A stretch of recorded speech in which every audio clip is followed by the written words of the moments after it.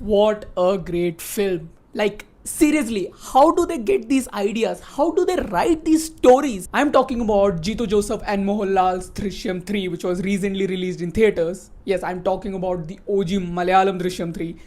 What an experience. I will be completely honest with this, but every single time they announce a sequel to this franchise, I get anxious. Okay, like Drishyam 1 was a masterpiece. It set entirely new benchmarks. It was received by so much love and appreciation by the audience, got remade into 4 regional languages and also in Chinese and Sinhala. It was an experience that audience, at least Malayali audience, will never forget. The story, the performance, the sheer craft of it, absolute banger. It was a landmark film. So when Drishyam 2 was announced, I was like, Hold up. Wait a minute. Something ain't right.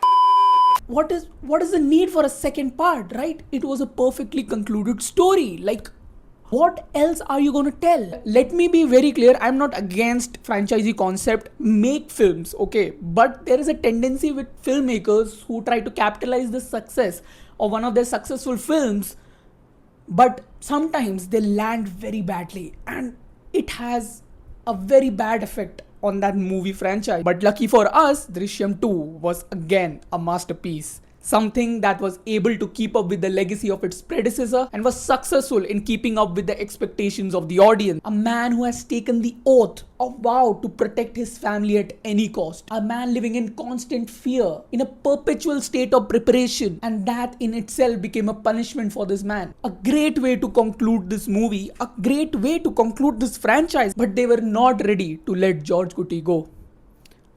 Leave the man alone, dude. What the?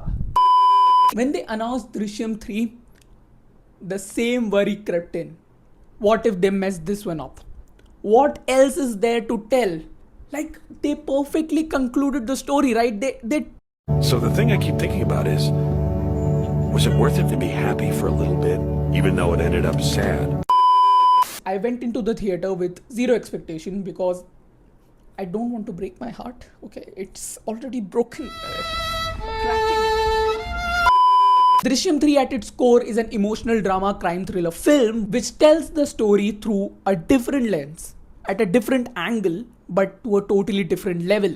While the first two films heavily relied on clever planning and misdirections, this film takes a deep dive into the different characters and their world. If you're someone who is set to experience this film with the approach of saying that Drishyam is Drishyam because of its twists and that's the only metrics which you use to judge this franchise, then you will be disappointed. I'm not saying there is no twist, there is twist, but it will not be the way you expect it to be. What this film does exceptionally well is giving depth to the character and their motivations, especially George Kuti.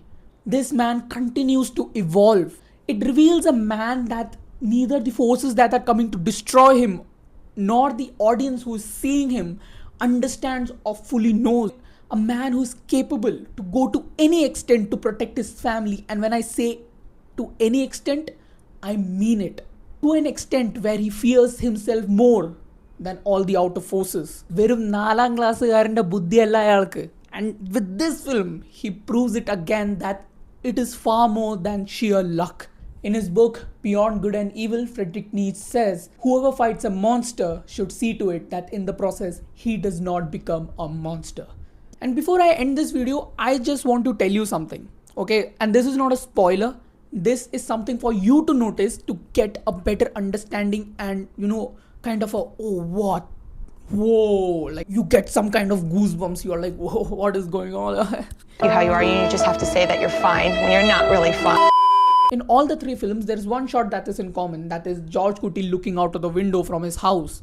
Just look at his eyes and you will understand the psyche of this character. That one shot represents what George Kuti is in that particular chapter of the story. Even if you copy the whole film frame by frame, you will never be able to express what that shot is trying to express to the audience because you don't have the man in the frame.